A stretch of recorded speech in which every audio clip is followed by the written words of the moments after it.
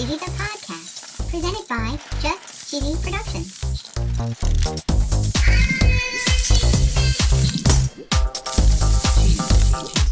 Hi there, I'm your host, Fondue. In this week's episode, we're going to talk about the history of cheddar cheese. Ooh, I just love cheddar. We're going to talk holidays. Love is in the air. We're going to talk Black History Month, the big game, Super. some cheese news, and of course, a very cheesy joke. Gotta love a good joke. Stay tuned for episode number 13 of Just Cheesy, the podcast.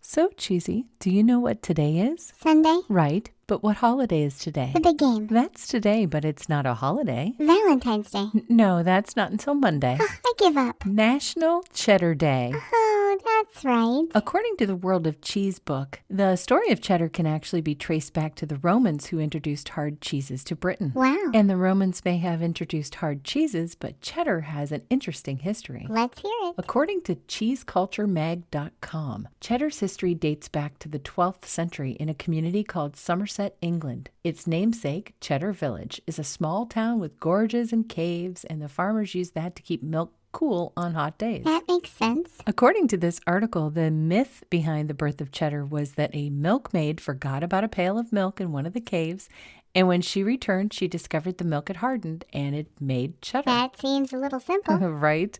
Her magical cheese in the cave. I think there's probably more to it than that. But it says here that English monarchs soon developed a taste for it. There are records of King Henry II in the year 1170 purchasing over 10,000 pounds of cheddar. Holy cow. And then his son carried out a tradition of buying cheddar for royal banquets. And then King Charles I, who reigned in the 17th century, he pre-ordered his wheels, which was necessary at the time given the high demand for cheddar. And Queen Victoria received a colossal wheel of cheese weighing more than a half ton as a wedding gift. Whoa, that's 1,000 pounds. According to this website, I'm going to butcher it.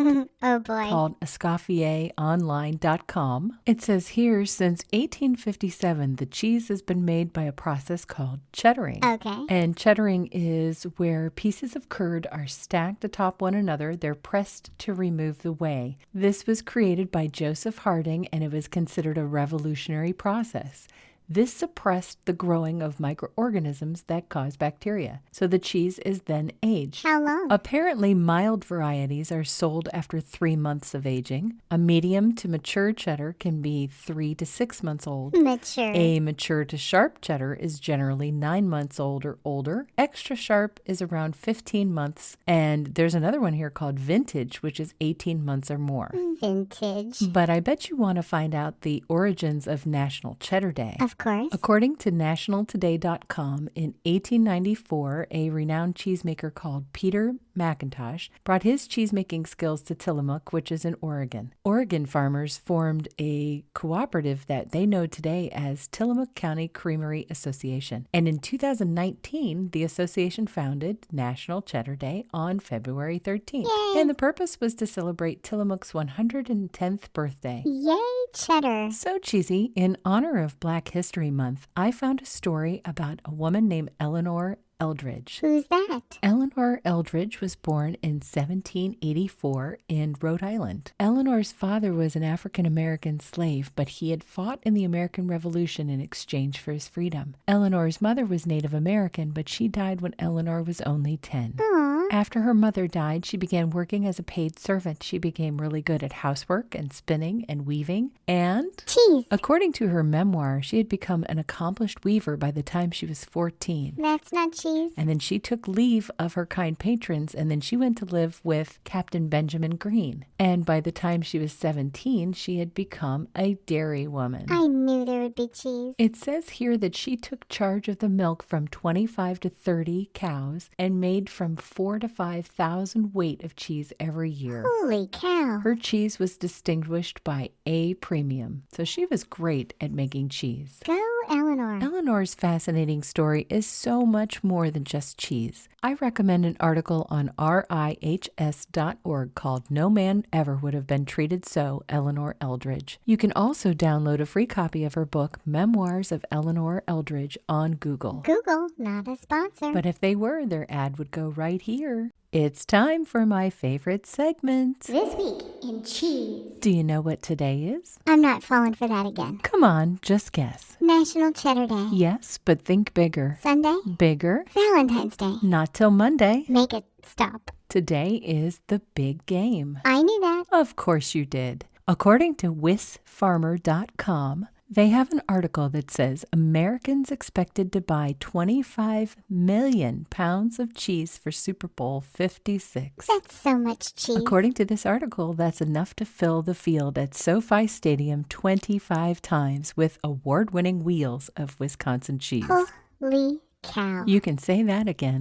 Holy cow. Also in the news this week regarding the big game, according to the website Cincinnati.com, you remember the cream cheese shortage? Is that not over yet? No. As a matter of fact, grocery shoppers have noticed empty cream cheese shelves, and in Cincinnati, some social media users noted online the shortage may affect Bengals fans from making dips, including the famous local Skyline chili dip. Oh, no. In Dayton, Ohio, WHIO reported that 7 grocery store chains were experiencing cream cheese shortages. I don't think it will ever end. It's not looking good. So what about Valentine's Day? Some charcuterie boards and things that you can buy, but I did find this one article on theconversation.com. There's apparently an adage that's all over the internet that says, you may fascinate a woman by giving her a piece of cheese. Really? This comes from Catherine Paulson's 1971 book, The Complete Book of Magic and Witchcraft. Witchcraft? Yeah. Apparently, a lump of cheese is an unusual way of attracting a possible mate,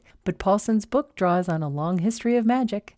It's a history that has quite a lot of cheese in it. It's not clear why cheese is magical. It might be because it's made from milk, which is a powerful substance in itself, and the ability to give life and strengthen young. Duh. It might be because the process by which cheese is made is a little bit magical.